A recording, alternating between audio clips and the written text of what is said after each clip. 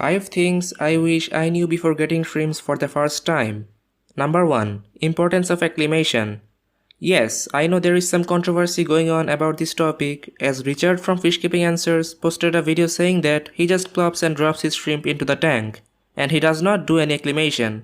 Perhaps it worked for him, but there is no guarantee that it will work for you. I myself lost 2 shrimps of mine due to early molt, which is caused for not acclimating them. So it is the best to play safe and acclimate your shrimp each time you transfer them from one tank to another. Now if you don't know what early molt is, then stay tuned and I will explain it in a moment. Now secondly, I wish that I knew the importance of numbers, especially when breeding.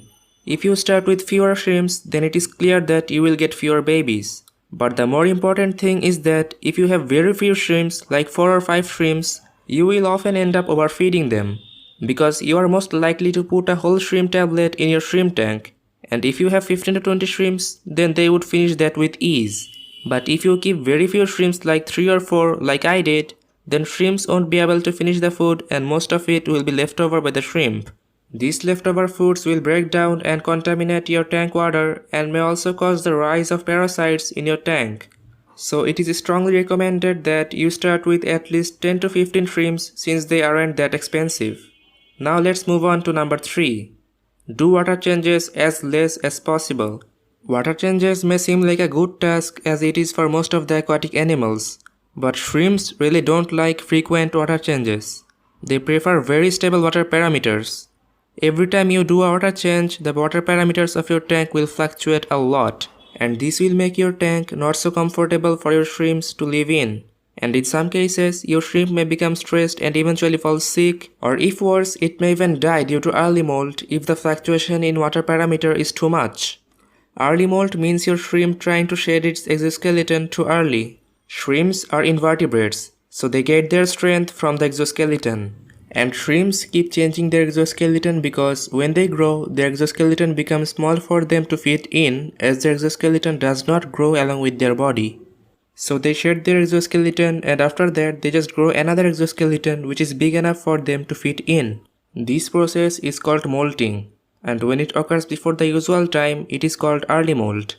Now you know about early molt more than most of the people. Now the 4th thing I wish I knew before getting shrimp is the importance of a bare bottom setup. Bare bottom setups aren't that pretty to look at. They make your shrimp tank look kind of ugly. But sometimes it is okay to let your tank look a little ugly for the sake of the ones who lives in there. It is important to go for a bare bottom setup rather than an aquascape, especially if you are trying to breed shrimps like me. Bare bottom setups help you monitor your shrimp very easily and gives you the opportunity to take action as early as possible if anything goes wrong. And eventually you can get most of the things fixed again due to the advantage of noticing the problem early enough. Lastly, the 5th thing I wish I knew before getting shrimp is never overfeed your shrimps. If you overfeed your shrimps, then they won't be able to finish all the foods in time, and some of them will rot and pollute the water by causing a spike in amount of ammonia. And overfeeding for a prolonged period of time causes the rise of planaria and various other parasites in your tank which you probably don't want. Planaria are worms with a triangular head and they have earned a huge fame for killing shrimps. So do not overfeed your shrimps under any circumstances. So these are the 5 things I wish I knew before getting shrimps. You may consider subscribing if the video was helpful, and I will catch you in the next one.